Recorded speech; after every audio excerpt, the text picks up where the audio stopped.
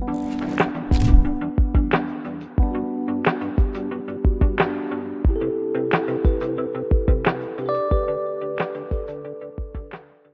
علیکم خوږو کتونکو اوریدونکو تت رنګونه. زه ډاکټر خالد فاروق د پاکستان نه او ډاکټر نصیر خټک د جرمني نه ستاسو سره آنلاین یو. او چونکې ډاکټر نصیر خټک صاحب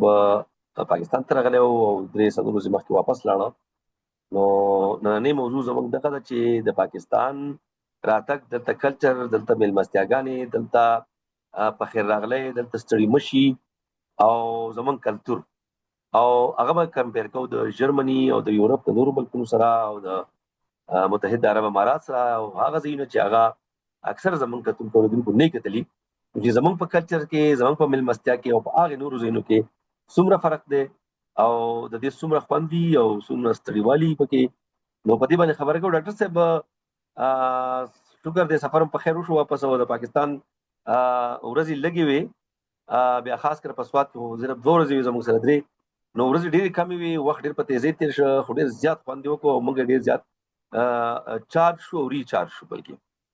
نو څه احساسات دي ستاسو؟ ډاکټر یاسر خټک هم راسره و، تاسو به ظاهره خبره په اړه هم ډسکشن کړي او دا خو ستاسو خپل وطن هم دی. نو څه ګڼئ زموږ کتونکي اوریدونکو ته څه ویل غواړئ په دې حواله باندې چې یاره د بهر وطن نه، د بهر ملکونو نه مسافر خپل وطنونو ته راشي، نو دلته زموږ د خلکو د هغو سره رویه څنګه وي، میلمستیا، په خیر راغلی او ستړي مشي. په دې حواله باندې خبره کوو، وروسته بیا نورې خبرې هم شروع. ډاکټر صاحب ډیره مننه، شکریا ستاسو د دومره خوږې انټرو او ټولو کتونکو اوریدونکو ته سلامونه او احترامات. یقینا چې چټیانې ویم دغه مقصد لپاره چې سړی بیا کار لپاره بیا چې دی ریچارج شي. دلته خدا کلچر دی چې کم سړی چټیانې نه اخلي نو هغه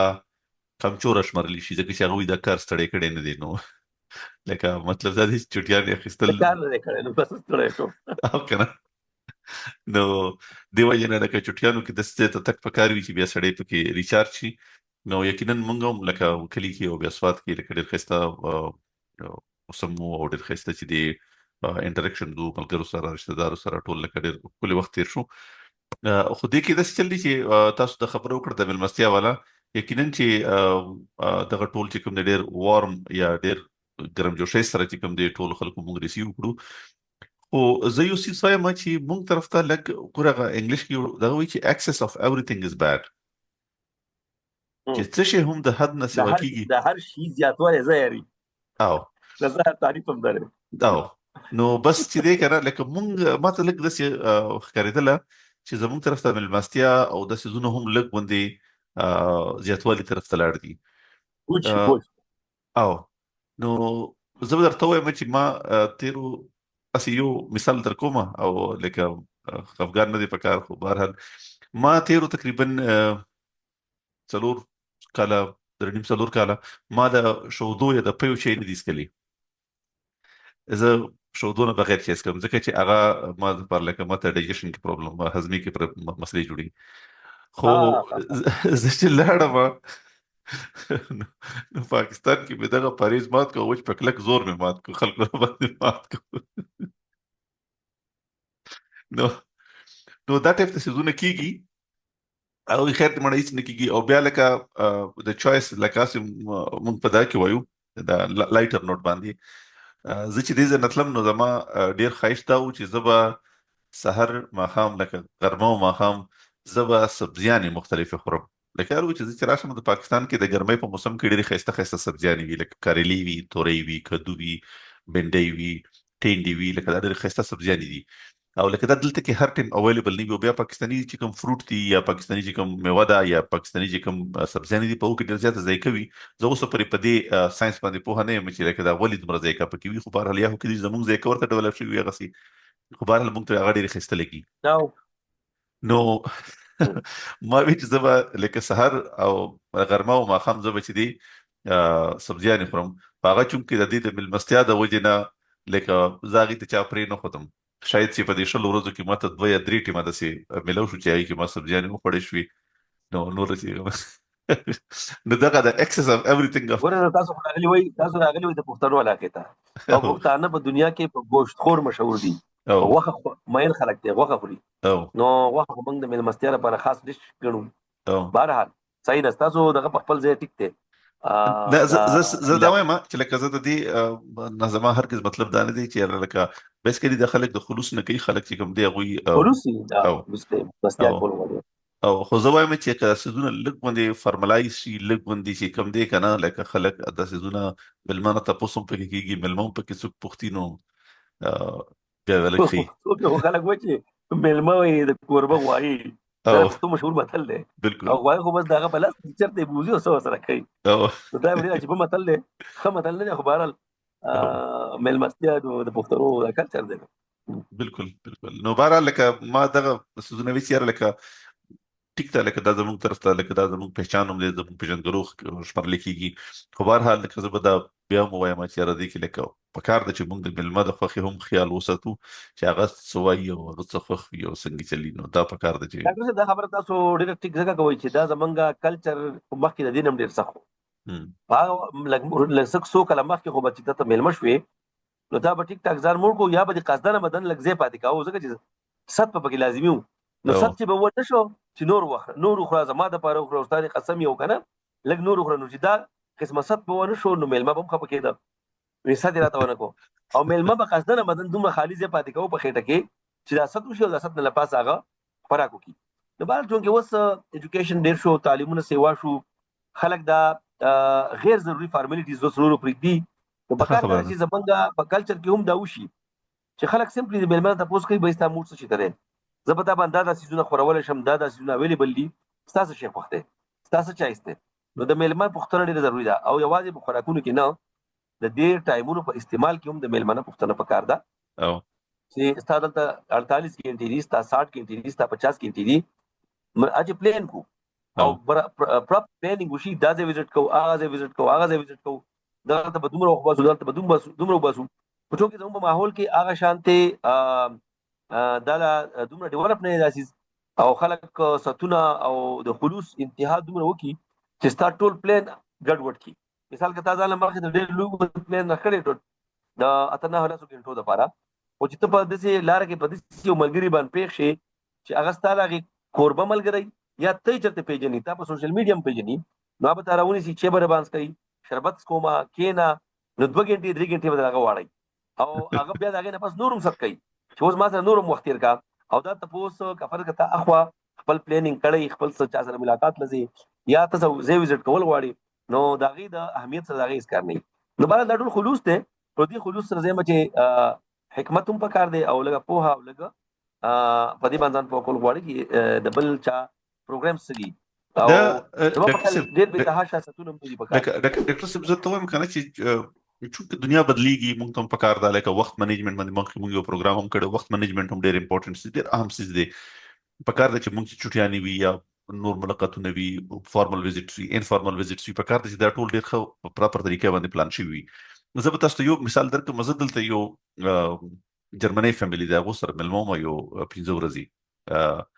نو هغه چې ماته مونږ هغه ته وی چې هغه مونږ دا ټیک کړل چې څو ورځې به تیرو، لکه مونږ به الته څو ورځې تیرو، نو ما ورته چې مونږ سره میکسیمم اویلیبل ټایم دومره دی او چې بس صحیح شو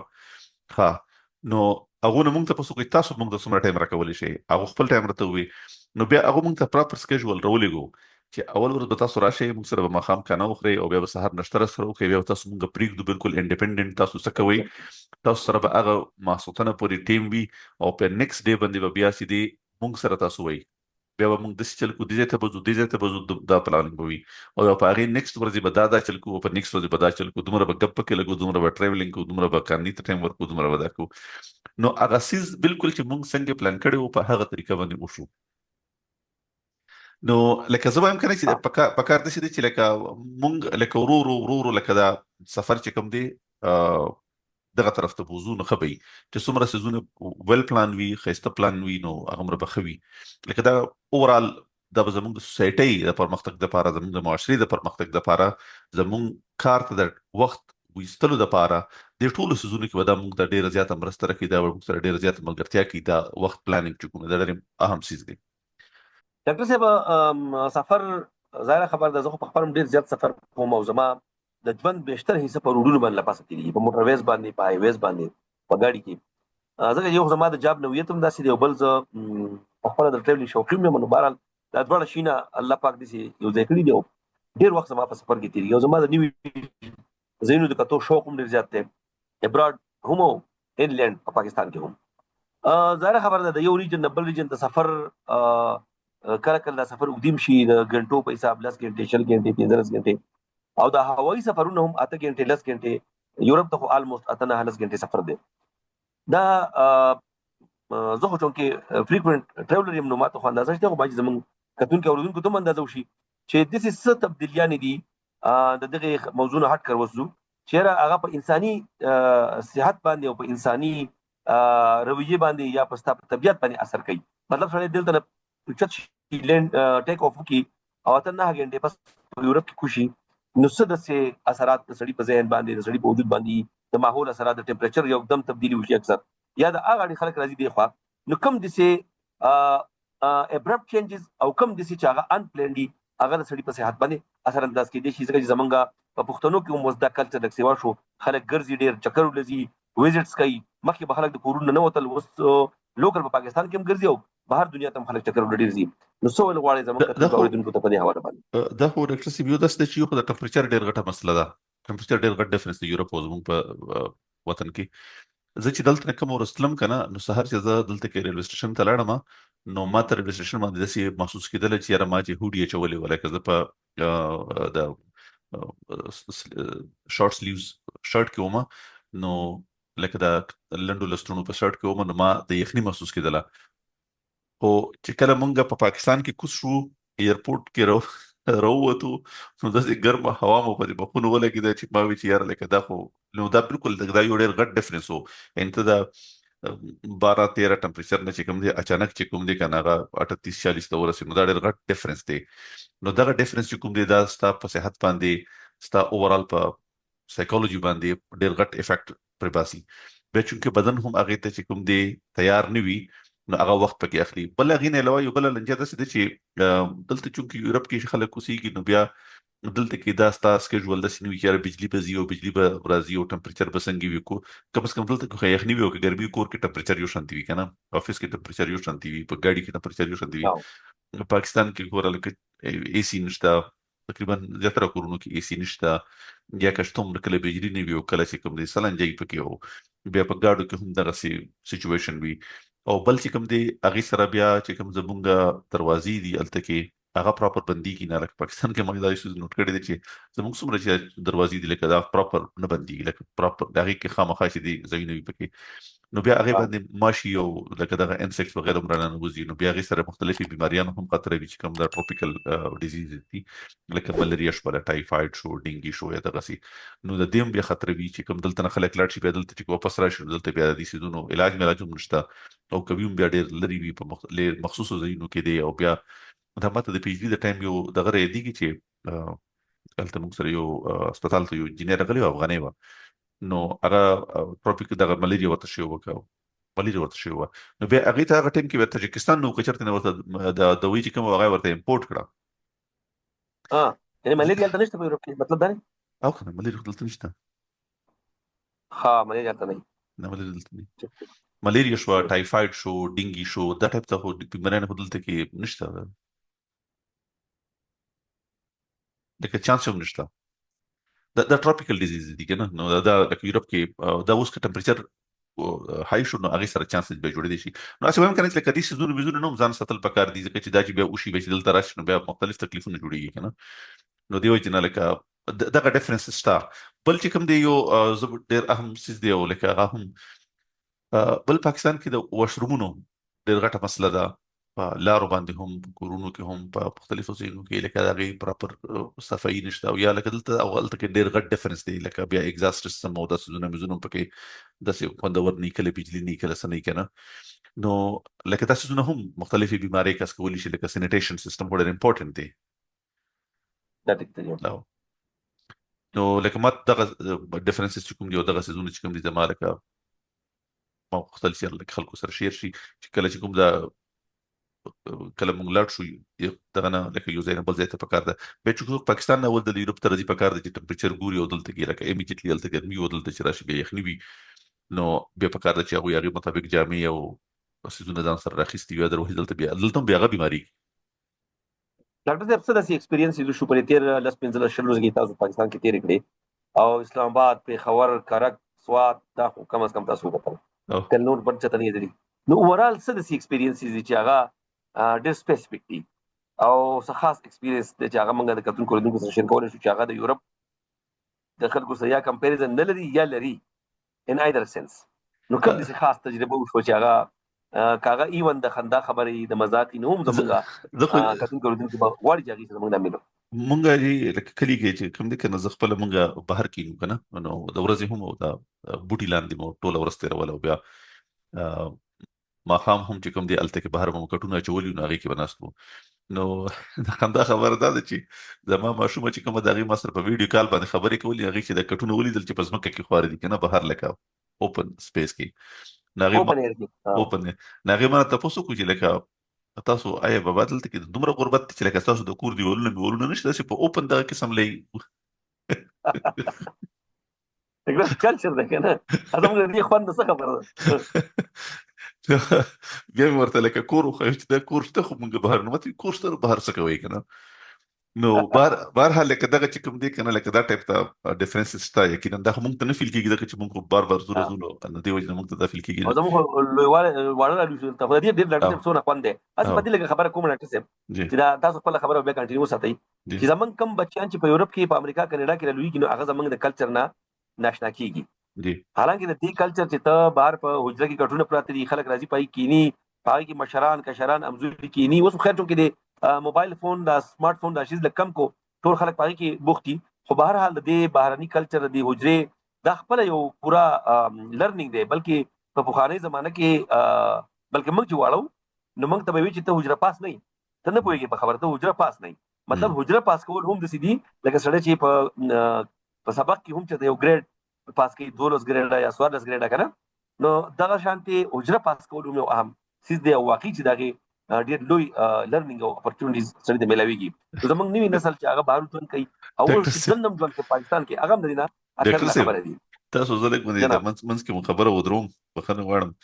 دا خو زما یو سوی دی هغه ماته وی بس موږ مور سره خبره کوله نو ماته یو چیرې چرته یې کنه نو مور ته چیرې موږ د بیٹک سر بهر د توت ونه لاندې په کټونو کې ناس کیو هغه ماته وی چیرې بابا ناس ته خپل ته منه د لیدل ته صرف خلک بلاستیک کټ کې خړې کې نستې نه بلاستیک شي دی کنه او مېزر ورکټونو کې خلک سمجي هو کې پکې دا ټیک وای کین ابزرور دي کنه دا لکه دا ابزرویشن ولکه اساسي بات وکړي چې ګور لکه دا تاسو وایي کنه دا مشمن چې ابزرویشن کې مونږ چې دغه استعمالو چې لکه ناس دي بل کین ابزرویشن دا ټیک ډاکټر صاحب زمونږ پروګرام خو په دې موضوع نور خبرې کې دي چې چې تاسو 15-20 وسته او لکه موږ نه نوزو موږ په صفات کې وګرځیدو د هر یو علاقې داغه په خلا او داغه په حسن او داغه په ملمستیا او داغه په باغونو باندې ډېر دې خبرې کې دي شي او ډېر ښه پروګرامات کې دي شي خو چونکې زمونږ روان پروګرامونه